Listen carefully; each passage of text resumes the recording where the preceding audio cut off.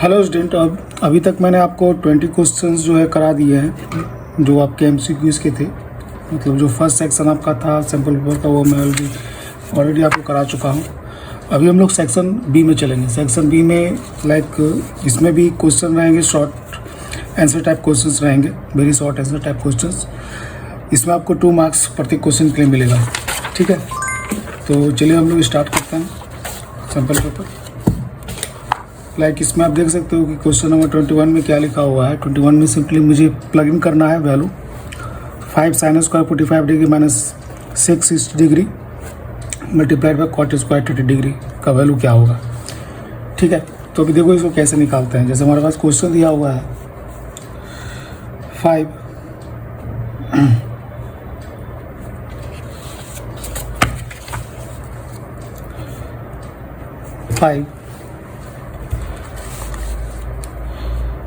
Sign square 45 degree minus 60 degree cot square 30 degree. ठीक है, ये लिखा हुआ है। इसको हम कैसे लिख सकते हैं? आप देखो किसी भी ट्रिग्नोमेट्री में आपने पढ़ा होगा कि साइन 45 का वैल्यू क्या होता है, कॉस का वैल्यू क्या होता है, टेन का वैल्यू क्या होता है, कॉट का वैल्यू क्या होता है। ठीक है, बट अभी फ़िलहाल सपोजिए आपको सेक, कॉट और कॉसेक का वैल्यू पता नहीं है, तो आपको ये चीज़ पता होना चाहिए कि cosec theta equal to reciprocal of sine theta होता है। ठीक है, sec theta equal to reciprocal of cos theta होता है। ठीक है, cot theta is equal to reciprocal of tan theta होता है। ठीक है, ये यदि इतना कंसेप्ट आपको याद है तो फिर आपको कोई दिक्कत नहीं होगा। ठीक है, तो अभी आप देखो साइन 45 डिग्री का वैल्यू क्या होता है, स्क्वायर टू 2 होता है, तो इसको हम लोग क्या लिखेंगे 5 multiplied by 1 by square two 2 का square minus cos 60 degree equal to क्या होता है, कॉस 60 डिग्री का वैल्यू होता है 1/2। ठीक है, कॉस 60 डिग्री का वैल्यू क्या होता है, कॉस 60 डिग्री का वैल्यू होता है 1/2। तो यदि हम लोग सेक 60 निकालेंगे,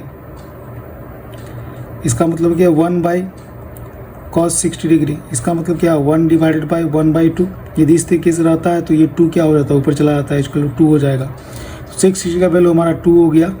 ठीक है, मल्टीप्लाइड बाई कॉट 30 डिग्री क्या होता है, यहाँ मैंने ऑलरेडी लिखा हुआ है फॉर्मूला, आप देख सकते हो।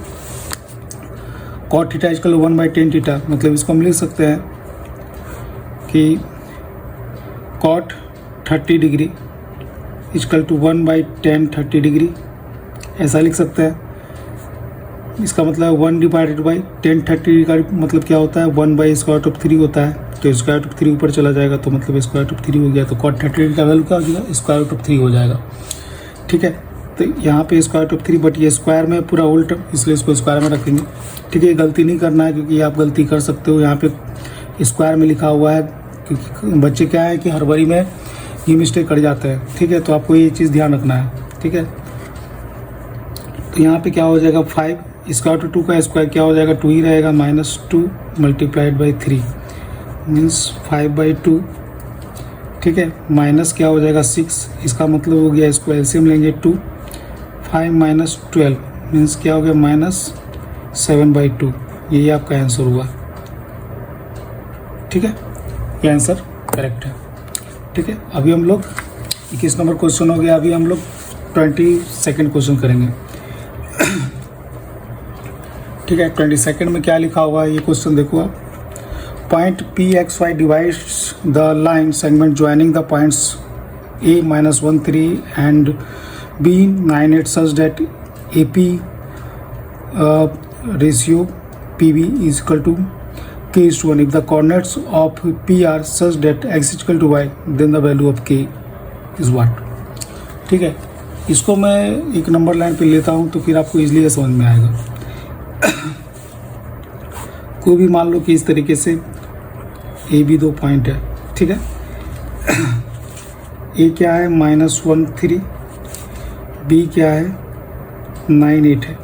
ठीक है, और यहाँ पे क्या बोल रहा है कि PXY मान लो P यहाँ पे है, XY इस तरीके से है, ये इस तरीके से है कि ये जो रेशियो है A P upon P B, ठीक है, A P upon P B is equal to k/1 है, मतलब ये k हो गया और ये 1 हो गया, ठीक है। अब देखो ध्यान से फिगर में यहाँ पे, जैसे कि ए बी एक लाइन है, ठीक है, ए बी एक लाइन है, ए का कोऑर्डिनेट्स मुझे दिया हुआ है -1 3 एंड बी का कोऑर्डिनेट्स दिया हुआ है 9 8 और एक पॉइंट पी है XY जो डिवाइड करता है बी को इन सच ए वे डेट के, इसका जो रेशियो होगा A P upon P B, ठीक है। यहाँ से ध्यान रखना है कि A B upon A P नहीं लिखा हुआ है या A B upon P B नहीं लिखा हुआ, क्योंकि वो एक्सटर्नल इंटरसेक्शन होगा, तो वो भी एक्सटर्नल इंटरसेक्शन हम लोग को यहाँ पे नहीं करना, हम लोग इंटरनल इंटरसेक्शन करना है, ठीक है। मतलब इंटरनली वो डिवाइड कर रहा है, point P is dividing A B internally not externally, ठीक है, इस बात को ध्यान में रखना है। तो A P ratio P B is equal to k/1 है, मतलब ये ए पी का जो अनुपात है ये k होगा और पी बी का अनुपात 1 होगा, ठीक है। तो मुझे क्या करना है, सिंपली सेक्शन फॉर्मूला अप्लाई करना है, ठीक है, ज़्यादा कुछ है नहीं इसमें। सिंपली आपको टॉपिक में मैंने पढ़ाया हुआ है कि यदि कोई ए बी पॉइंट को P M is to N में यदि इंटरसेक्ट करता है, मतलब P intersect line A B in such a way that the ratio of A P upon P B equal to M is to N है, तो जो coordinates होगा XY का that will be equal to mx2, ये मान लो कि x1 y1 है, ये मान लो कि x2 y2 है, ठीक है। तो जो रेशियो होगा mx1 plus nx2 divided by m plus n, ठीक है, सॉरी यहाँ पे ब्रैकेट होगा। उसी तरीके से my2 plus ny1 divided by m plus n, ठीक है। तो कोऑर्डिनेट पॉइंट पे यदि XY है तो इसका वैल्यू कैसे निकलेगा, तो ये x2 के साथ आएगा, तो mx2 प्लस ये जो n है ये x1 के साथ आएगा, ठीक है। तो mx2 plus nx1 divided by m plus n, my2 plus ny1 divided by m plus n। मतलब देखो आपको बुक्स में क्या मिलेगा कि m1 यहाँ पे m2 लिख करके रहेगा, तो उससे कोई फर्क नहीं पड़ता, आपको जैसे भी याद करना ईजी है आप वैसे रख सकते हो। मैं इसको अलग अलग रखता हूँ, m और n करके रखता हूँ, ताकि इसको कोई कन्फ्यूजन नहीं हो, m1 m2 के कोई कन्फ्यूजन ना आ जाए, ठीक है। इसलिए हमने m यहाँ पे लिया और n यहाँ पे लिया, तो m को x2 के साथ मल्टीप्लाई किया, n को x1 के साथ मल्टीप्लाई किया, divided by m plus n किया। सिमिलरली यदि y निकालेंगे तो m को y2 के साथ, फिर n को y1 के साथ, ठीक है। मतलब जो इधर वाला है वो इसके साथ मल्टीप्लाई होगा, जो इधर वाला वो इसके साथ मल्टीप्लाई होगा, बस इतना ध्यान में रखना है, ठीक है। तो बस यही फॉर्मूला हम लोग यहाँ पे अप्लाई करेंगे। तो अब देखो XY जो कोऑर्डिनेट होगा P का, ये क्या होगा mx2, मतलब m यहाँ पे ये है, n यहाँ पे ये है, इस तरीके से लेके चलो। तो k mx2 multiplied by 9 plus n 1 है, ठीक है, multiplied by -1 divided by k plus 1। दूसरा क्या होगा my2 मतलब k multiplied by 8 plus 1 n, ठीक है, ny1 1 multiplied by 3 divided by k plus 1, ठीक है, ऐसा लिख सकते हैं। अभी आपको क्वेश्चन में कंडीशन क्या दिया है, क्योंकि k का वैल्यू आपको फाइंड करना है, तो क्वेश्चन में कंडीशन देखो क्या लिखा हुआ है कि if the coordinates of P are such that x equal to y, मतलब ये x और y इक्वल है, इसका मतलब क्या हुआ। अब देखो ध्यान से, अब ध्यान से देखो x इक्वल टू y लिखा हुआ है, ठीक है, x इक्वल टू y है, ठीक है। इसका मतलब क्या हुआ, मैं इसको सिंप्लीफाई करते चलता हूँ। 9k minus 1 divided by k plus 1 is equal to 8k plus 3 divided by k plus 1। ये होगा ना, क्योंकि ये दोनों इक्वल है, ये आपस में क्या हो जाएगा, ये दोनों कोऑर्डिनेट जो आपस में क्या इक्वल है, ठीक है। x इक्वल y करने का मतलब यही हुआ, तो इसको मैंने सिंप्लीफाई कर लिया। अभी मुझे k का वैल्यू फाइंड करना है, ठीक है। k इक्वल टू -1 यहाँ पे नहीं होगा, इसको ध्यान में रखना है, ठीक है।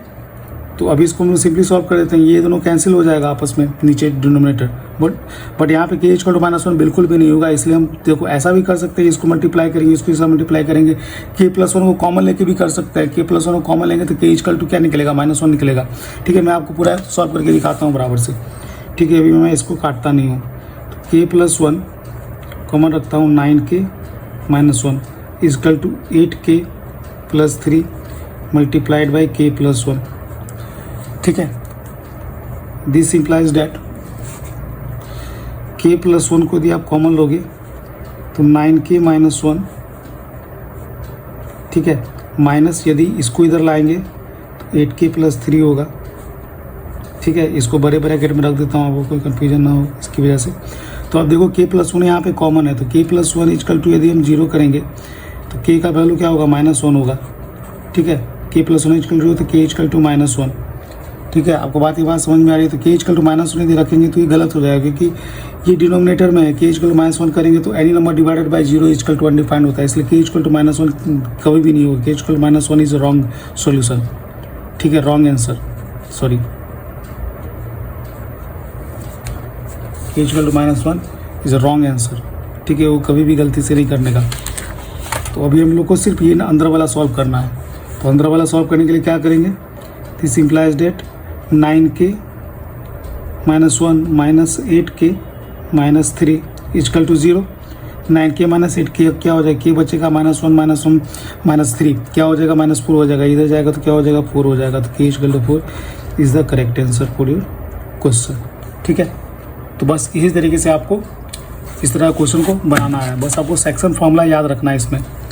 ठीक है, आई होप आपको इसका सॉल्यूशन समझ में आया होगा। अभी हम लोग नेक्स्ट क्वेश्चन करते हैं।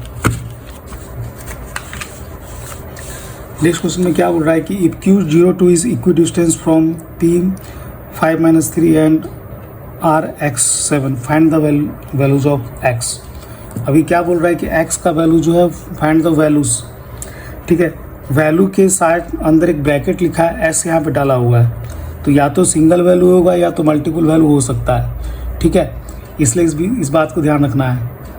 ठीक है, क्योंकि कभी भी इस तरीके का ऐसा हुआ कि मान लो कि एक्सेस का इक्वल टू समथिंग आया, एक्सेस का किया है तो एक्स का वैल्यू +- की होगा, है ना, तो 2 वैल्यू आ जाएगा। इसलिए यहाँ पे वैल्यू के साथ इस वर्डिंग में ध्यान रखना। क्वेश्चन जब भी इस तरह का आता है तो हमेशा ध्यान रखना कि वैल्यू है लिखा हुआ है सिर्फ।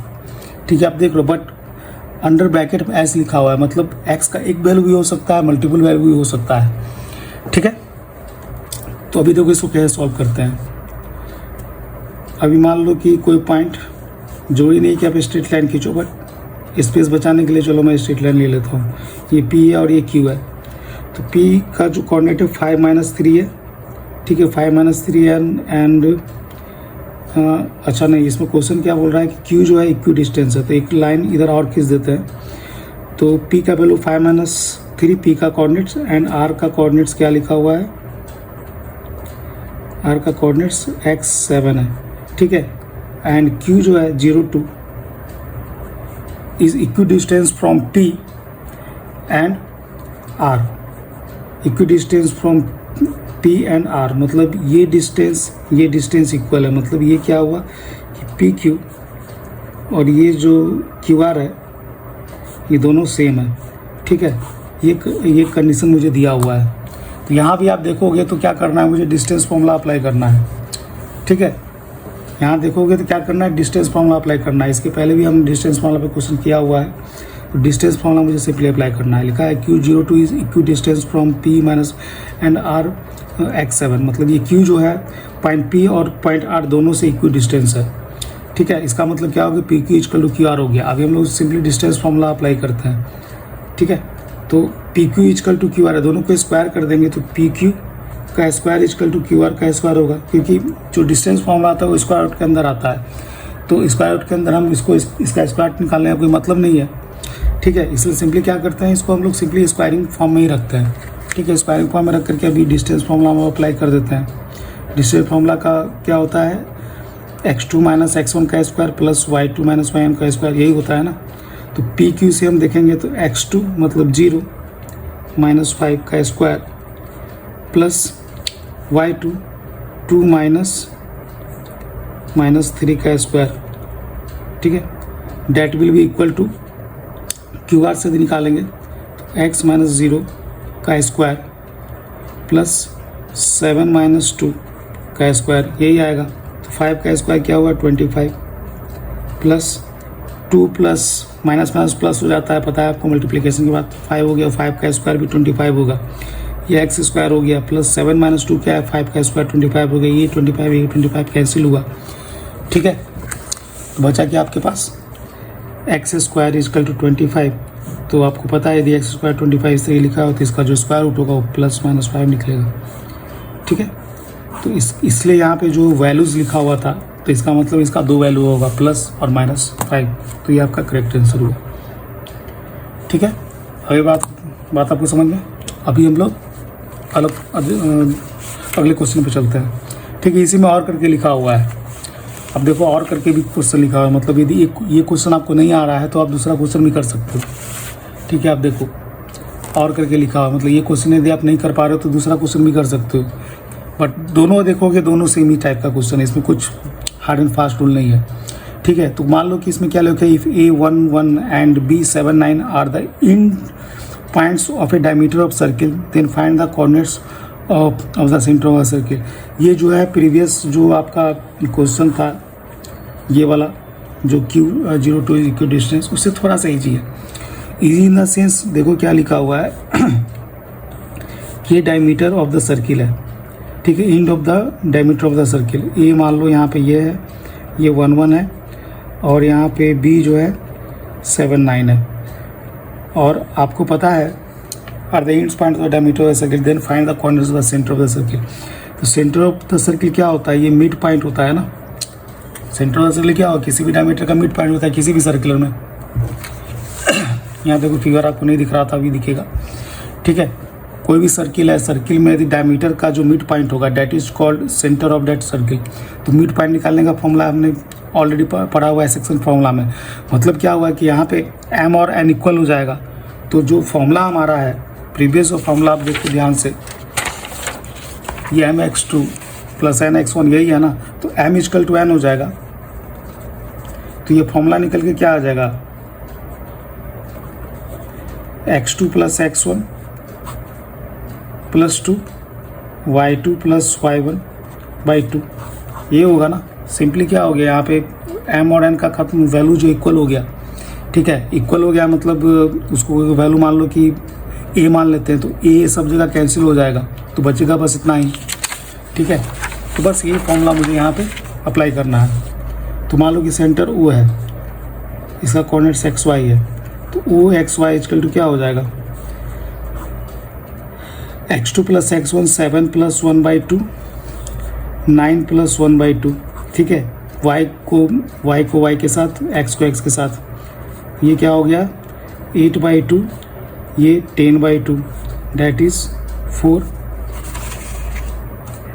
एंड 5। ठीक है, यही आपका आंसर हो गया, बस इतना ईजी है। ठीक है, आपको कुछ करना ही नहीं है, 4 5 आपका कोऑर्डिनेट्स हो गया सेंटर का, बस इतना ही है इसमें और कुछ नहीं करना है। ठीक है, ये आपका सॉल्यूशन हो गया। तो देखो ये कितना ईजी है कंपेयर टू आपको वहाँ पे कैलकुलेशन करना पड़ता है, यहाँ तो कैलकुलेशन नहीं करना है, बस आपको फॉर्मूला याद रहना चाहिए। ठीक है, अभी हम लोग 23 क्वेश्चन हो गया, अभी हम लोग 24 क्वेश्चन पे चलते हैं।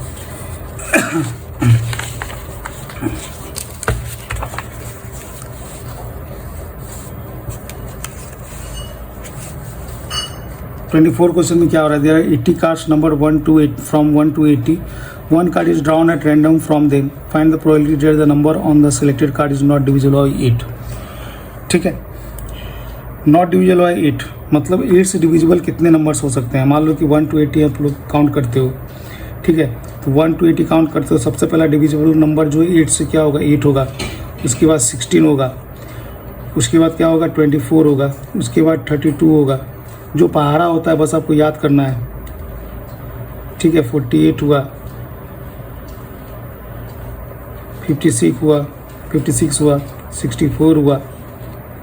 ठीक है, उसके बाद क्या हो जाएगा 72 हो जाएगा, फिर इसके बाद 80 हो जाएगा।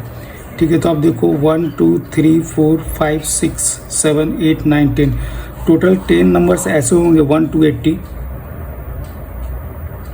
जो कि डिविजिबल बाई 8 रहेंगे।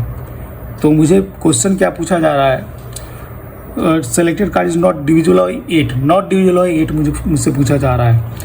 मतलब टोटल 80 में से आप क्या करोगे, 10 माइनस कर दोगे तो 70 जो है आप, यही आपका फेवरेबल आउटकम हुआ।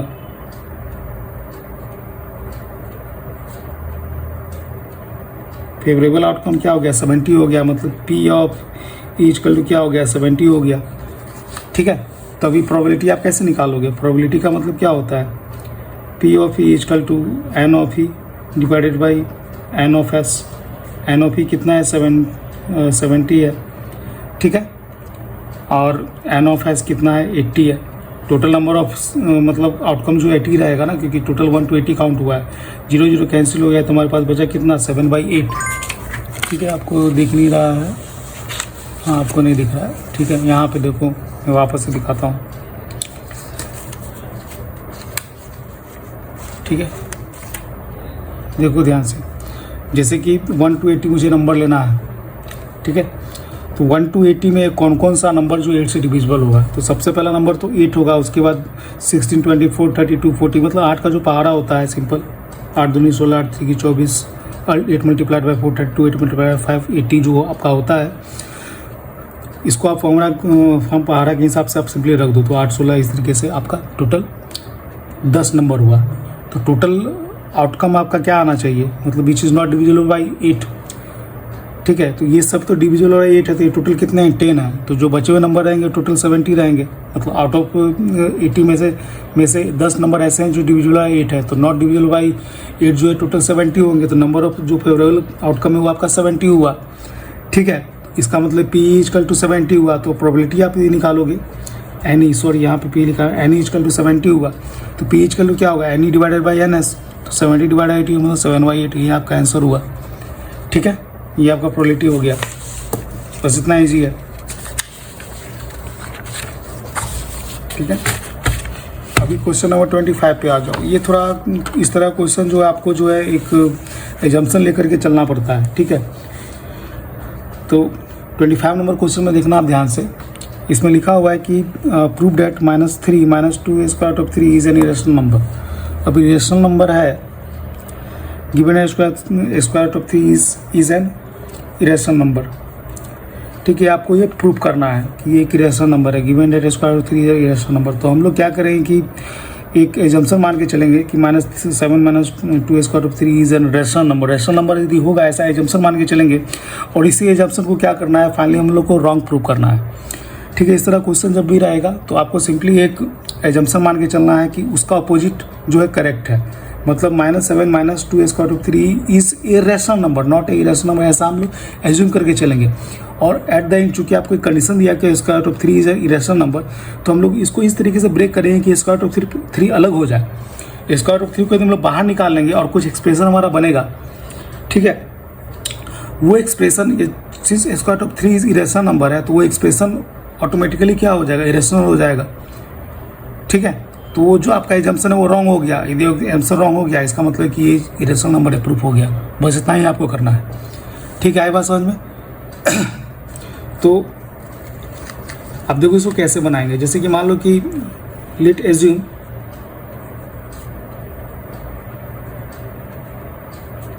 -7 - 2 स्क्वायर ऑफ 3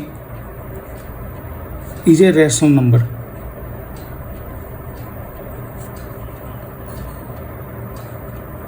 मैं इसको पहले ही मान लेता हूँ कि एक रैशनल नंबर है। ठीक है, अब ध्यान से देखना इस क्वेश्चन को। ठीक है, रैशनल नंबर मैंने इसको मान लिया। ठीक है, इसका मतलब है कि it can be written as -7 - 2 square of 3 can be written in P/Q form. ठीक है, ऐसा लिख सकते हैं ना, कोई दिक्कत नहीं। यदि रैशनल है तो P/Q फॉर्म में लिख सकते हैं। तो मैंने आपको जैसा पहले ही बताया क्वेश्चन स्टार्ट करने से पहले कि स्क्वायर ऑफ 3 को मुझको अलग बाहर करना है। ठीक है, इसको अलग निकालना है। ठीक है, that is -7 - 2 square of 3 equal to P/Q। ठीक है, अभी मैं इसको थोड़ा सिंप्लीफाई करूँगा। -2 स्क्वायर ऑफ 3 इक्वल टू 7 को इधर कर देता हूँ, P/Q प्लस 7, 7 को हमने इधर कर दिया तो -2 स्क्वायर रूट ऑफ 3, ठीक है, -2 square root 3 equal to P plus 7Q by Q. This implies that square root of 3 equal to -P plus 7Q by 2Q. ऐसा करके हमने ये चीज़ें एक्सप्लेन कर दिया, ठीक है. -P plus 7Q equal to 2Q, ठीक है. अभी क्या है P एंड Q, यहाँ पे क्या हमने लिया P एंड Q. जब भी आपका रेशियो बनेगा, जब भी आपका कोई मतलब रेशियो में कोई नंबर आएगा, that will be in the form of P and Q, ठीक है. तो यहाँ पे क्या है कि P एंड Q जो है क्या है, इंटीजर्स है.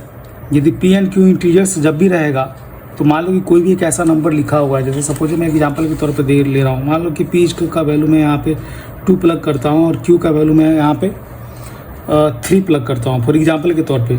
तो ये वैल्यू हमारा क्या आ जाएगा, -P plus 7Q by 2Q. यदि मैं लिखूँगा तो P यहाँ पे 2 है, प्लस 7 मल्टीप्लाइड बाई 3 कितना होगा, 21 होगा. ट्वाइस मल्टीप्लाइड बाई 3 होगा, यहाँ पे माइनस में ये ऑलरेडी वैल्यू है ये सारा, ठीक है. तो ये क्या हो जाएगा, -21 प्लस 2 23, ठीक है, और 6. तो ये आप देख रहे हो कि एग्जैक्ट P बाई Q के फॉर्म में है. मतलब ये क्या है, रेशनल है, ठीक है. ये रेशनल हो गया ना. बट स्क्वायर रूट ऑफ 3 क्या है, स्क्वायर रूट ऑफ 3 ये चूंकि इंटीजर है तो ये हमेशा क्या होगा, रेशनल होगा. कोई भी वैल्यू आप रखो, मैं आपको सिर्फ एग्जाम्पल के तौर पे 2 equal to P equal to Q equal 3 लेके समझाया है. आप कोई भी नंबर रखोगे तो ये हमेशा रेशनल ही होगा, ठीक है. बट हमारा स्क्वायर रूट ऑफ 3 जो क्या लिखा हुआ है, हमें क्वेश्चन में दिया हुआ है कि square root of 3 is irrational, ठीक है. Square root of 3 is irrational. तो लिखेंगे since square root of 3 is irrational, ठीक है, देयरफॉर, ठीक है, आवर एजम्पशन इज क्या है, रॉन्ग है. एजम्पशन हमने क्या माना था कि ये जो है रेशनल नंबर है, ठीक है. तो हमारा एजम्पशन रॉन्ग है, ठीक है. दैट इज वाई दिस का मतलब क्या हुआ कि -7 -2 स्क्वायर रूट ऑफ 3, ठीक है, इज एन इरेशनल नंबर.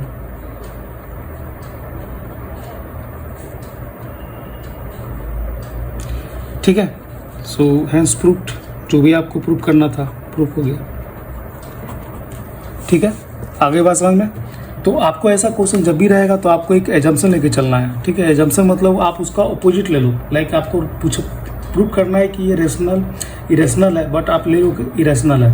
आपको एक कंडीशन ऑलरेडी क्वेश्चन में दिया रहेगा. अब स्क्वायर रूट ऑफ 3 यहाँ पे कंडीशन में ऑलरेडी दिया हुआ है कि square root of 3 is an irrational number. तो चूंकि यहाँ पे जो रेशियो का फॉर्मूला आ रहा है, आप देख सकते हो ये वाला जो आ रहा है, ये ऑलवेज क्या होगा, रेशनल होगा. क्योंकि P और Q का वैल्यू कुछ भी आप रखोगे, ठीक है, कोई भी इंटीजर्स वैल्यू रखोगे, कुछ भी लगना है. मतलब ये नहीं कि आप कुछ भी स्क्वायर रूट ऑफ 3 कोई रेशनल नंबर इरेशनल नंबर रखो, कोई भी इंटीजर. चूँकि P और Q हमने इंटीजर लेके चला है. जब भी हम लोग P बाई Q का फॉर्म यूज करते हैं, यहाँ पे कोई एक इंटीजर ही होता है तभी तो करते हैं ना. लाइक P बाई Q का मतलब 3/1 3/2 4/5 इस तरह का कोई नंबर. मतलब P और Q दोनों इंटीजर होगा. कोई भी इंटीजर वैल्यू आप लोगे तो ये हमेशा रेशनल होगा. बट हमारा स्क्वायर रूट ऑफ 3 क्या बोल रहा है, ये एक रेशनल नंबर है. तो हमारा एजम्पशन क्या हो गया, रॉन्ग हो गया, ठीक है. तो इस तरीके से हम लोग इसको प्रूव कर सकते हैं, ठीक है. तो अभी इसी में जो है और भी एक दूसरा क्वेश्चन लिखा हुआ है, आप देखो ध्यान से, कि explain why this is not a prime number. Prime number का डिफिनेशन क्या होता है कि वो या तो खुद से डिविजिबल होगा या 1 से डिविजिबल होगा. ये होगा ना, इसका कोई अदर फैक्टर नहीं होना चाहिए. तो हम लोग क्या करेंगे, इसमें सिंपली मल्टीप्लाई करके चेक कर लेंगे. हमारे पास एक्सप्रेशन क्या दिया हुआ है, 7 multiplied by 11 multiplied by 13 plus 2 multiplied by 11, ठीक है, यही लिखा हुआ है. अभी हम लोग क्या करेंगे, इसको सिंपली मल्टीप्लाई कर लेते हैं. एक बार क्वेश्चन में मैच करा तो 7 multiply 11 multiply 13 plus 2 multiplied by 11. तो ये जो है 13 को यदि 7 से मल्टीप्लाई करेंगे तो 91 मल्टीप्लाइड बाई 11 प्लस 22 ये हुआ, ठीक है. अभी देखो हम क्या करते हैं, इसको मल्टीप्लाई नहीं करते हैं क्योंकि मुझे पता है ये डिविजिबल है। तो 11 को यदि बाहर निकाल लेंगे तो 91 प्लस यहाँ पे क्या बचेगा, 2 बचेगा, क्योंकि मल्टीप्लिकेशन में आपको टाइम लगेगा। तो मल्टीप्लिकेशन करने का जरूरत नहीं, क्योंकि 11 कॉमन है यहाँ पे, तो 11 को बाहर निकाल देंगे।